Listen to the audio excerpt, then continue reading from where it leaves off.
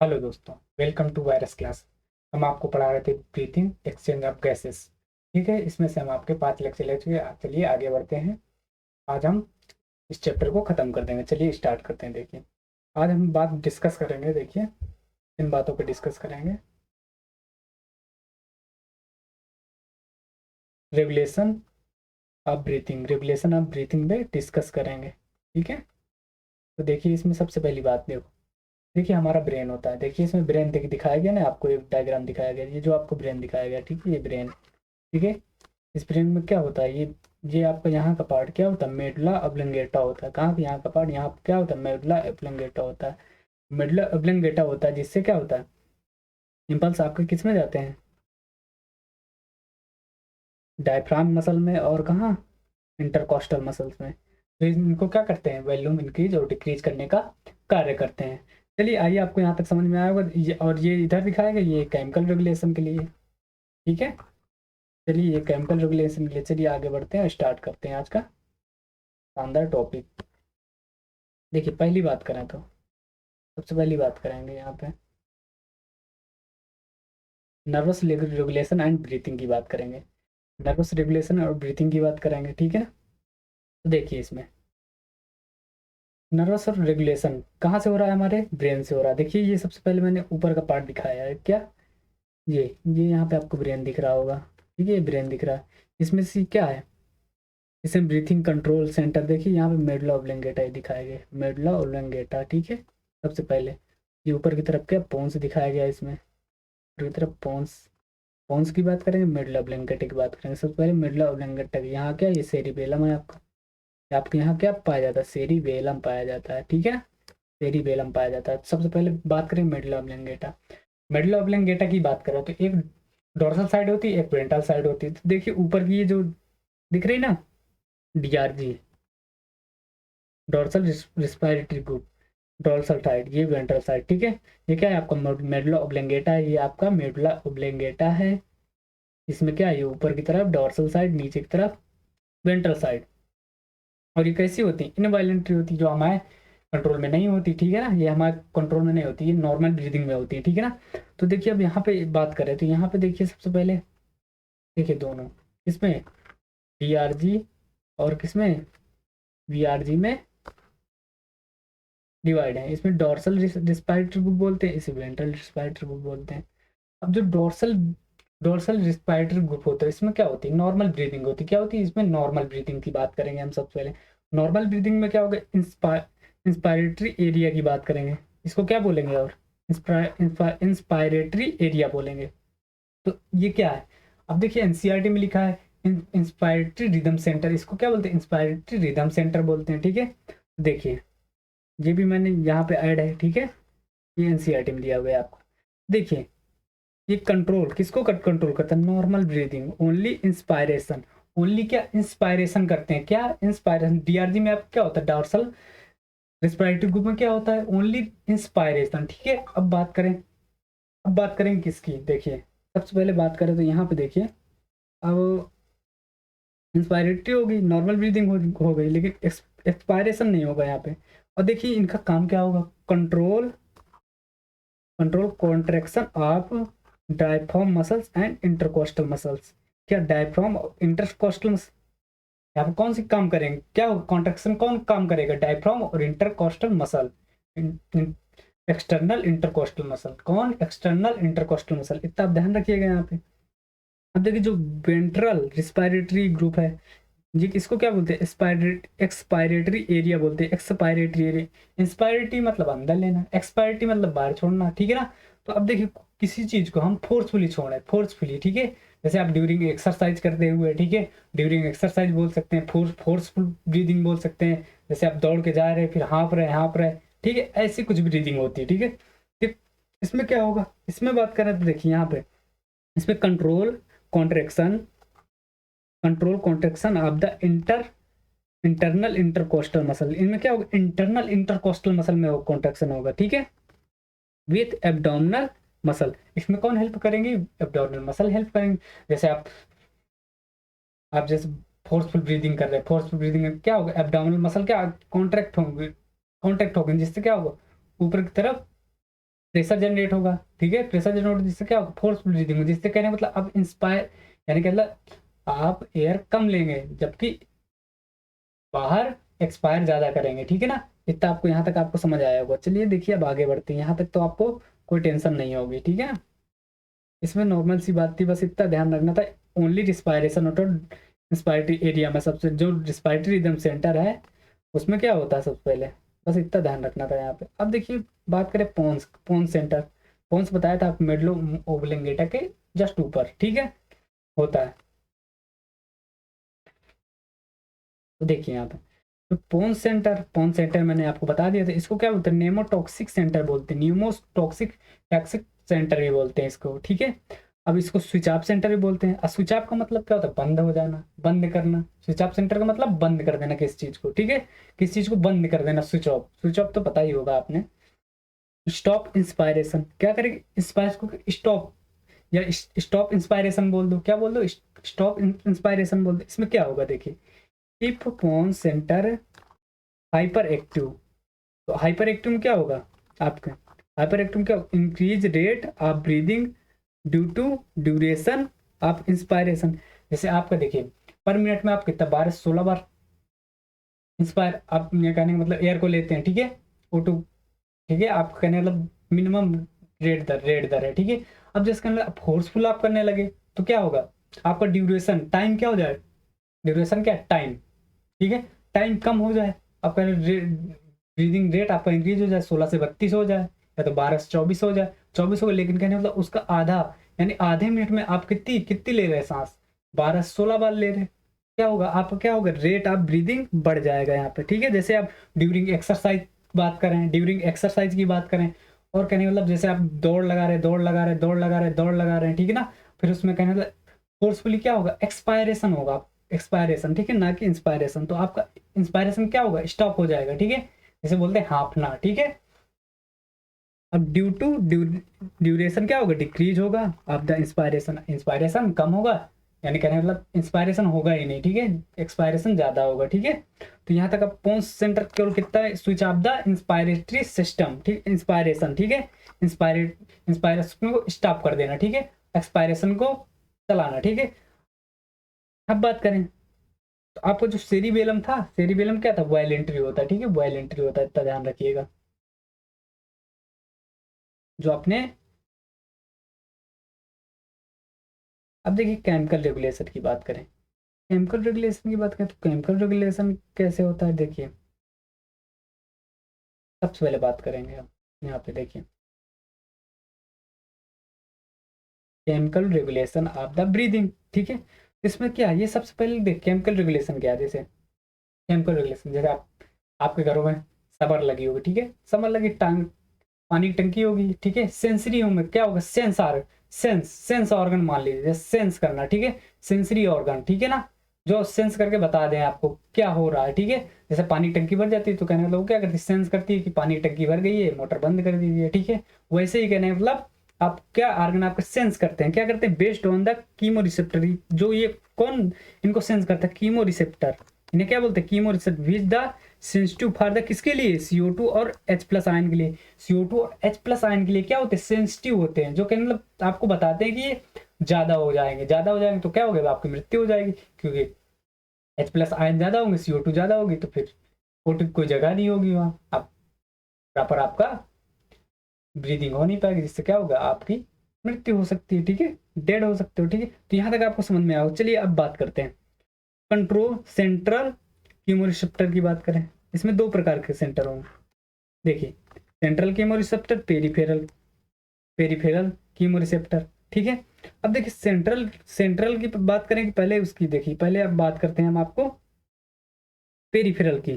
तो present on the, ये कहाँ देखिए, आपका हार्ट दिखाया गया कि ये क्या है, आपका हार्ट है, देखिए आपको हार्ट दिख रहा है। इसके हार्ट में देखिए पेरिफेरल, ये क्या है, कोरेटेड आर्टरी और अरियोटिक आर्च, ये देखिए ओरियोटिक आर्च ये दिख रहे हैं, इसमें क्या है, कीमो रिसेप्टर, ये पीले पीले दिख रहे हैं आपको, यहाँ पीले पीले क्या है, कीमो रिसेप्टर इनमें, ठीक है। ये एरोटिक आर्च है आपकी, ठीक है, aortic arch present on aortic arch और कैरोटेड आर्टरी। और यहाँ से जो ये निकल के गई हार्ट से ऊपर की तरफ, जो ब्रेन से जाके मिली हुई है, देखिए ब्रेन से जाके मिली हुई है, इसको क्या बोलते हैं, इसे बोलते हैं कैरोटेड आर्टरी। क्या बोलते हैं, कैरोटेड आर्टरी बोलते हैं, ठीक है, कैरोटेड आर्टरी बोलते हैं। अब बात करते हैं यहाँ पे, तो इनका काम क्या होता है, ये क्या है, इफ H+ और CO2 क्या है, इंक्रीज इन ब्लड, क्या करते हैं, किसमें इंक्रीज करते हैं, ब्लड में किसकी मात्रा इंक्रीज करते हैं, H+ और CO2 की मात्रा क्या करते हैं, इंक्रीज करते हैं, ठीक है, ठीक है। देखिए केमिकल रेगुलेशन में यही होता है, ठीक है। अब बात करें प्रेजेंट नियर, ये कहाँ होती, सेंट्रल कीमोरिसेप्टर की बात करें, present in medulla oblongata in brain, brain के मेडुला ओब्लंगेटा से ही सारे काम होते हैं, ठीक है। ये आपका मेन सेंटर है मेडुला ओब्लंगेटा, ठीक है। अब देखिए इसमें क्या होगा, इसकी बात करें तो देखिए यहाँ पे,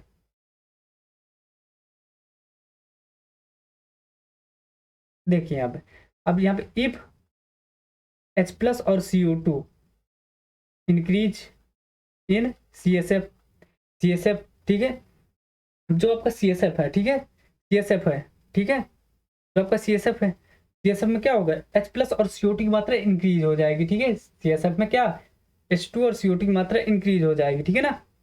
अब तो देखिए, अब इतना काम होने के बाद क्या होगा, यहाँ पे अब जब दोनों को मिला देंगे तो ये किसको स्टिमुलेट करेंगे, दोनों कीमो रिसेप्टर, ये दोनों कीमो रिसेप्टर किसको स्टिमुलेट करेंगे, मेडुला ओब्लोंगेटा, इसको मेडुला ओब्लोंगेटा को स्टिमुलेट करेंगे, स्टिमुलेट मेडुला ओब्लोंगेटा, और जिससे क्या होगा, आपको मेडुला ओब्लोंगेटा क्या सिग्नल भेज देगा, जिससे क्या इंक्रीज रेट ऑफ ब्रीदिंग, जिससे ब्रीदिंग का रेट इंक्रीज हो जाएगा। यहाँ तक आपको समझ में आया होगा, ठीक है।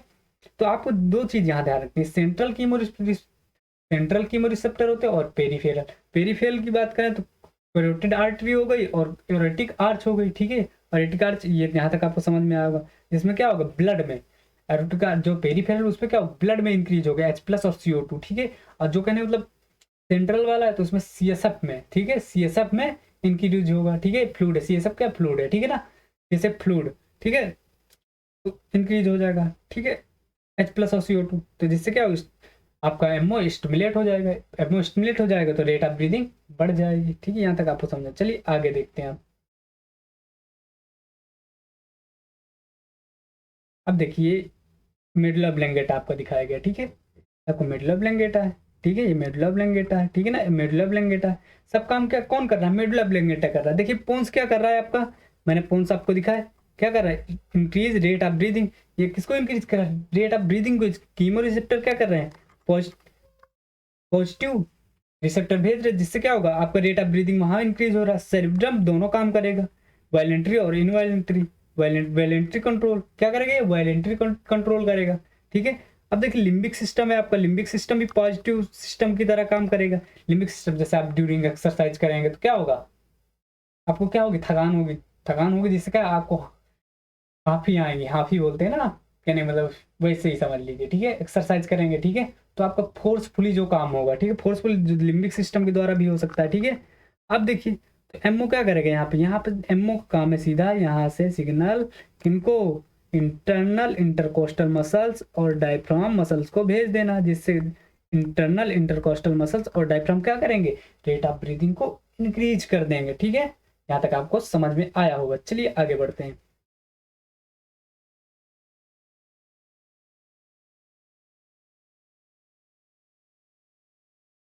अब डिसऑर्डर की बात कर लें। आज की डिसऑर्डर क्या है, disorder of the respiratory system. सबसे पहले बात करें अस्थमा की। अस्थमा क्या है, एक एलर्जी, एलर्जी है, ठीक है, अस्थमा क्या एलर्जी, ठीक है, ये आपको ध्यान रखना है। यहाँ पे अस्थमा क्या बोलते हैं, एलर्जी बोलते हैं, ठीक है।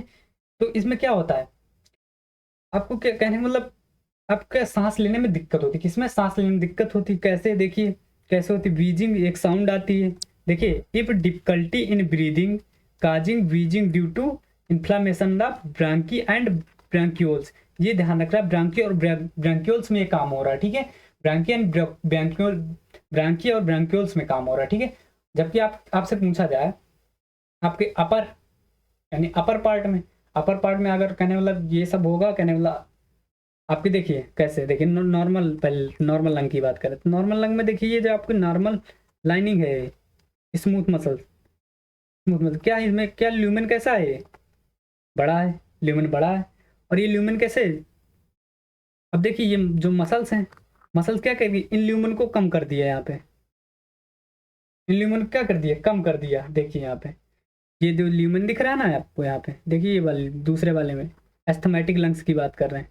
यहाँ पे देखिए ये नैरो हो गया, स्वेलन, ठीक है, जिससे क्या हो गया आपका, आपके जो कहने मतलब मसल्स क्या नीचे क्या, जो कहने का मतलब नॉर्मल कहने वाला लाइनिंग है क्या, वो नीचे के लिए तरफ धंस गई। देखिए ऐसे है जैसे आप कहने वाला वो लाइनिंग बंद हो गई, ठीक है, जिससे क्या कहने वाला दिक्कत होगी आपको, सांस लेने में दिक्कत होने लगी, ठीक है।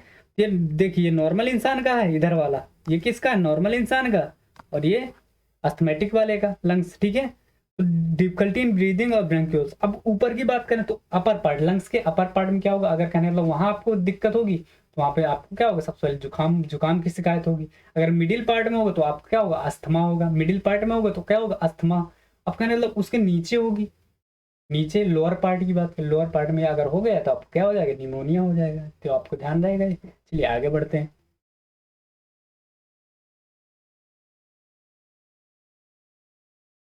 चलिए आपको ये बहुत अच्छे से समझ में आया। आपका इम्फाइसिमा की बात करें, इम्फाइसिमा क्या होता है, देखिए इम्फाइसिमा की बात करें, ये सबसे पहले देखिए क्रोनिक डिसऑर्डर है। क्रोनिक डिसऑर्डर का मतलब क्या है, देखिए अब बताते हैं क्रोनिक डिसऑर्डर कैसे। देखिए आप एक भाई साहब है यहाँ पे दिख रहे हैं ना, एक भाई साहब हैं, ठीक है, जो कि आप बहुत ही सिगरेट स्मोकिंग करते हैं, ठीक है, छल्ले बना रहे हैं, किसके, धुएं के छल्ले बना रहे हैं, ठीक है, धुएं के छल्ले बना रहे हैं भाई साहब। अब ये भाई साहब धुआं के छल्ले बना रहे हैं, अब इनको पता नहीं इनके क्या होगा, ठीक है। इसमें एल्विलाई में इनके लंग्स की, लंग्स में किसकी क्या होती है, एल्विलाई होती है, इनमें काम हो रहा है, ठीक है। तो इनकी एल्विलाई क्या होंगी यहाँ पे देखिए, जो एल्विलाई सेप्टम है, ये सेप्टम दिख रहा है, ये एल्विलाई के सेप्टम दिख रहा है, ये सेप्टम, सेप्टम आप एल्वोलाई है, ठीक है। तो ये क्या होगा, इनमें क्या होगी, ये सेल्स यहाँ पे क्या होंगी, सेल्स, ये सेल्स में क्या होगा, लाइसोजाइम होगा। हर कोशिका में क्या होती है, लाइसोजाइम होता है, आपको पता होगा, ठीक है। इनमें क्या होता है, ट्रिप्सिन एंजाइम, ट्रिप्सिन एंजाइम क्या करेगा, डाइजेस्ट कर जाएगा सेप्टम को, सेप्टम को डाइजेस्ट कर जाएगा, एल्विलाई आप सेप्टम, एल्विलाई के सेप्टम को डाइजेस्ट कर जाएगा, जिससे क्या यहाँ पे क्या होगा, CO2 सेप्टम डाइजेस्ट हो जाएगी, जिससे जिससे क्या होगा, आपको क्रोनिक डिसीज हो जाएगी, ठीक है। जिससे क्या आपको एयर के लिए जगह नहीं बचेगी, वैल्यूम नहीं बचेगा। अच्छा कहने वाला आप एयर ले रहे थे तो पहले क्या था, जगह थी काफी, अब वो कम हो गई, ठीक है। कहने वाला सेप्टम गायब हो गया, सेप्टम गायब हो गया तो आपको दिक्कत हो गई, ठीक है। अब ये भाई साहब यहाँ से छल्ले बना रहे थे, ये आपको अंदर क्या गया, CO2 गया, CO2 का मात्रा क्या होगी, इंक्रीज होगी। CO2 की मात्रा इंक्रीज हो जाएगी तो क्या आपको क्या हो जाएगा, इम्फाइस्मा हो जाएगा, ठीक है, ये आपको याद रहेगा। चलिए देखिए अब क्या लिखा है यहाँ पे, पढ़ते हैं कि emphysema is the chronic disorder in which alveolar wall, alveolar wall are damage, क्या होती है, एल्वियोलर की वाल डैमेज हो जाती, ठीक है। विच रिस्पायरेटरी सरफेस डिक्रीज, क्या होगा, रिस्पायरेटरी सरफेस डिक्रीज होगा, क्या होगा, सेप्टम गायब हो जाएगा तो रिस्पायरेटरी सरफेस क्या होगा, डिक्रीज होगा। अब यहाँ पे सेप्टम जो मैंने बताया था, सेप्टम गायब हो जाएगा, ठीक है। क्या होगा, respiratory surface decrease on the major cause of the cigarette smoking. तो सिगरेट पीते हैं, जब भाई साहब सिगरेट पी रहे थे इनको हो गया क्या, क्रोनिक डिसऑर्डर हो गया। चलिए यहाँ तक आपको समझ में आया, आगे बढ़ते हैं। अब बात करें, तब यहाँ पे बात करेंगे, देखिए ऑक्यूपेशन की बात करें, नॉर्मल कंडीशन में होता है ये सब।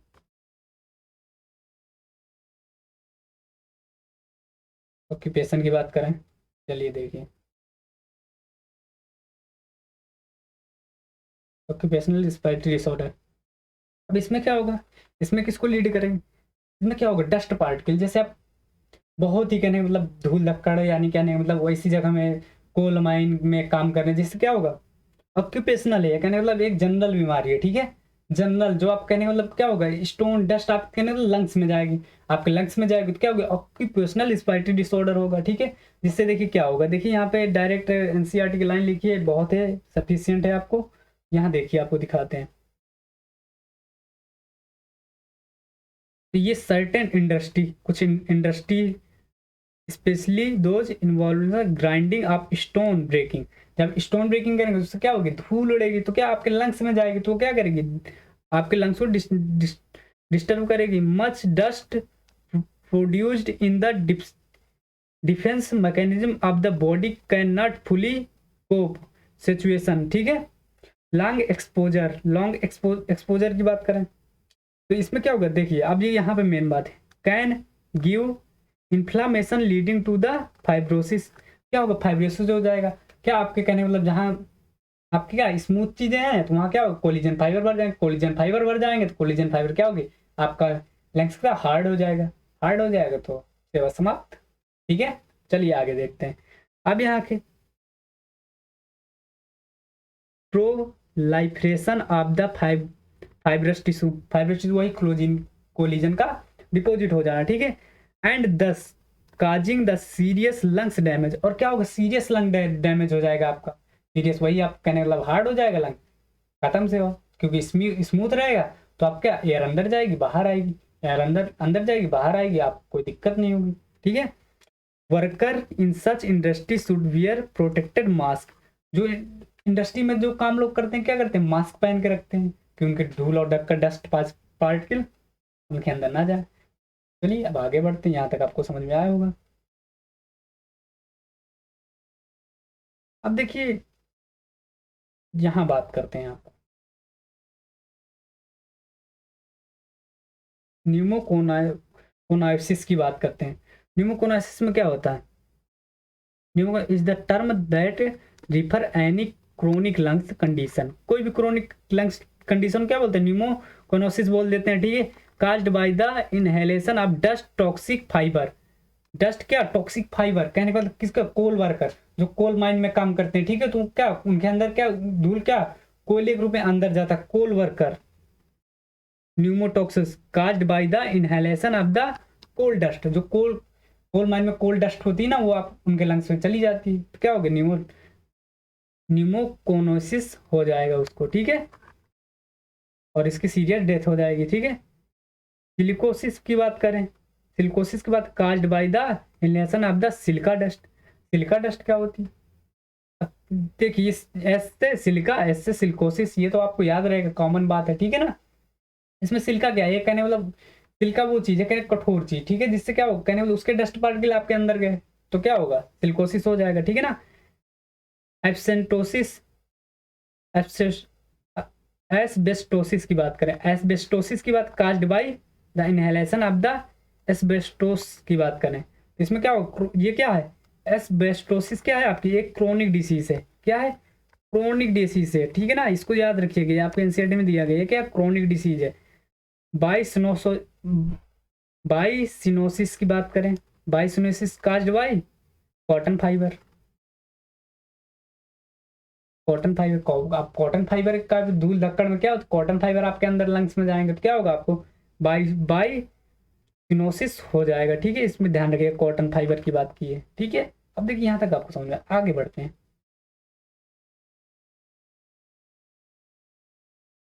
अब एल्टीट्यूड की बात करें, एल्टीट्यूड आपको समझाना है बहुत अच्छे से, एल्टीट्यूड समझाना पड़ेगा। चलिए देखिए एल्टीट्यूड देखिए, अब जैसे आप जमीन में रहते हैं, किस में रहते हैं, जमीन में रहते हैं, देखिए यहाँ पे सबसे पहले बात करते हैं, आप जमीन में रहते हैं, ठीक है, आप लो एल्टीट्यूड में ग्राउंड में है, ठीक है, अब पहाड़ है आपका, लो एल्टीट्यूड से हाई एल्टीट्यूड में जाएंगे, क्या लो एल्टीट्यूड से क्या जाएंगे, हाई एल्टीट्यूड में जाएंगे, ठीक है। आप ऊपर टॉप का रीजन है आपका, इसका है टॉप का रीजन है, तो आप कहाँ जाएंगे, लो एल्टीट्यूड से कहाँ जाएंगे, हाई एल्टीट्यूड में जाएंगे, ठीक है ना। लो एल्टीट्यूड से कहाँ जाएंगे, हाई एल्टीट्यूड में जाएंगे, ठीक है ना। क्या हो रहा है, देखिए आप कहाँ जाएंगे, लो एल्टीट्यूड से हाई एल्टीट्यूड में जाएंगे, ठीक है ना।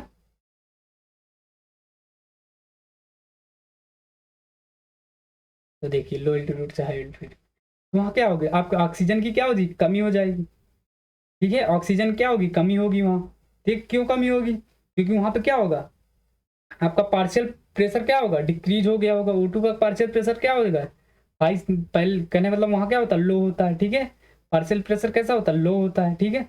तो यहाँ पे आपको याद रखना है, देखिए यहाँ पे मैंने दिखाया ये इतनी सी बात याद रखना है, पार्शियल प्रेशर आप O2 डिक्रीज, वहाँ क्या होता है, पार्शियल प्रेशर आपका डिक्रीज हो जाता है अचानक से, लो एल्टीट्यूड से हाई एल्टीट्यूड में जाने जाने में, तो क्या होगा वहाँ पे किसकी पार्शियल प्रेशर आप CO2 इंक्रीज हो जाएगा, ठीक है, इंक्रीज होगा। अब देखिए यहाँ बात करें HbO2, तो HbO2 क्या हो जाएगा, यहाँ पे डिसोसिएशन हो जाएगा, डिसोसिएशन हो जाएगा तो O2 कमी हो जाएगी, एसोसिएशन होगा तो और O2 अधिक से अधिक मात्रा में मिलेगी।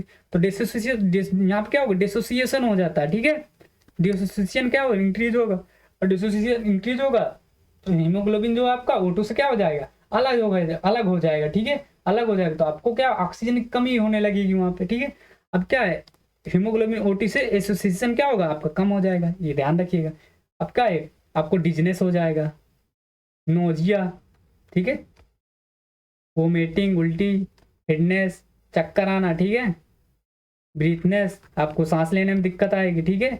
और क्या होगा, rate of the breathing in heart rate क्या होगा आपका, इंक्रीज हो जाएगा। Increase rate of breathing, breathing का रेट इंक्रीज हो जाएगा, ठीक है। और हार्ट रेट भी, ये क्या स्टिमुलेट, अब कौन स्टिमुलेट करेगा इनको, ठीक है। स्टिमुलेशन की बात करें, जेजी सेल, आपकी जेजी सेल कहाँ होती है, आप किडनी, आपकी जेजी सेल क्या होती है, जस्टा ग्लोमेरुलर सेल कहाँ होती है आपकी, जेजी, यानी कहने मतलब किडनी में होती है, ठीक है। किडनी आप आगे चैप्टर आएगा तो ये क्या रिलीज करती है, रिलीज इरिथ्रोपोइटिन हार्मोन, क्या क्या रिलीज करती है, इरिथ्रोपोइटिन हार्मोन रिलीज करती है, जिससे क्या होगा, रेड बोन मैरो में क्या होगा, रेड ब्लड सेल्स का काउंट क्या होगा, इंक्रीज हो जाएगा, ठीक है। क्या होगा, रेड ब्लड सेल्स क्या काउंट इंक्रीज होगा, इरिथ्रोपोइसिस होगा, ठीक है। इन्हें रेड बोन मैरो में इरिथ्रोपोइसिस होगा, जिससे क्या होगा, इंक्रीज आरबीसी काउंट, ठीक है। आरबीसी काउंट क्या होगा, इंक्रीज हो जाएगा, आरबीसी बहुत ही ज्यादा मात्रा में बनेगी। तो कैसे दिखते हैं वो, ऐसा होने पे क्या होगा, आप कहने मतलब जो कहने लो एल्टीट्यूड से हाई एल्टीट्यूड, जो कहने मतलब ऊंचाइयों में रहते हैं उनके क्या कैसे लाल दिखेंगे, लाल, उनका चेहरा लाल, कहने मतलब शरीर लाल, थोड़ा लाल लाल टाइप का होगा, ठीक है ना, रेड कलर का होगा, ठीक है, ज्यादा से ज्यादा, ठीक है। तो इसमें क्या, पॉलीसाइथीमिया बोलते हैं इसे, क्या होता है, पॉलीसाइथीमिया, ऐसी कंडीशन क्या बोलते हैं, पॉलीसाइथीमिया कहते हैं, ठीक है ना। जैसे यहाँ थोड़ा सा दबा दो तो लाल लाल, यहाँ दबा दो लाल लाल, ठीक है ना। तो ऐसे लोगों के लिए होता है, ठीक है। अब देखिए यहाँ तक आपको समझ में आया होगा, ठीक है। आज का चैप्टर यहीं तक। चलिए, आपको लेक्चर कैसा लगा बताइएगा, और लाइक एंड सब्सक्राइब करते जाइए, अपने दोस्तों को शेयर करिए, ठीक है। और आज से आपका चैप्टर ये वाला खत्म होगा। अब हम तीसरा चैप्टर स्टार्ट करेंगे, सर्कुलेशन, ठीक है। Blood fluid and circulation start करेंगे। Bye bye, Tata.